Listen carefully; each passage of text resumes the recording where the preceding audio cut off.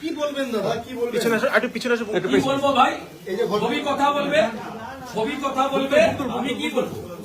মানে আজকে এরকম হঠাৎ কেন করছে পুলিশকে জিজ্ঞেস করুন। এত পুলিশের সামনে হয়েছে, দেখুন দেখুন আমার ভিডিও দেখুন, দেখুন পুলিশের সামনে হয়েছে। সন্ধ্যা, শীতের সন্ধ্যা, এখানে লোকজন রাস্তায় থাকার কথা। আমি পুরুলিয়া গেছি পাড়াতে কাশীপুর হয়ে, সেখান থেকে ব্যাক করছি, 10 থেকে 12 জন, সামনে 8 থেকে 10 জন পুলিশ তাদেরকে কোলে করছে, কাঠের বাটাম, মোটা বাঁশ। আস্তে আস্তে আমার সামনের গাড়িটা আর পরেরটা দুটো ব্ল্যাক স্করপিওর উপর দমাদম। আমি যেদিকে কাছের দিকে বসছি সেদিকে দমাদম করে পিটছে। আর এই লোকাল পাবলিককে জিজ্ঞেস করুন, পেট্রোল আর কেরোসিনের জার নিয়ে এসছে গাড়ির উপর ছড়িয়ে দেশলাই মারবে। দাদা সেই সময় পুলিশ কোথায় ছিল?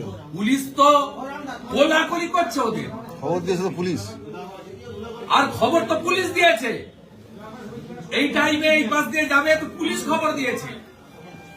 এটা তো মডেল। এই এসপি বারুইপুরে একই ঘটনা ঘটেছিল।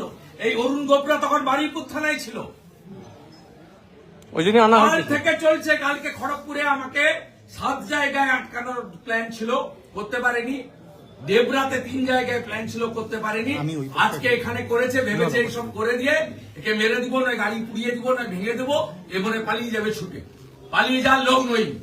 ক্ষুদিরাম মাতঙ্গিনী হাজরাত দেশের লোক। আমি নন্দীগ্রাম না করলে দিদি থেকে দিদিমা হতেন। জঙ্গল মহলে আপনাকে ঢুকতে দেয়নি মমতা ব্যানার্জি কেউ।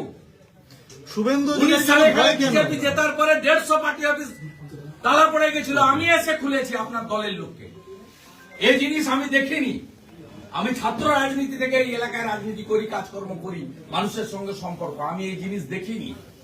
এইরকম নোংরা আর সব নন টিএমসি লিডার, যুব মোর্চার প্রেসিডেন্ট দেবাঞ্জন, ট্রেড ইউনিয়নের প্রেসিডেন্ট দেবকুমার, পঞ্চায়েত সমিতির ঠিকাদার বাণীব্রত, ওদের গুন্ডা নেতা শাহরুখ খান,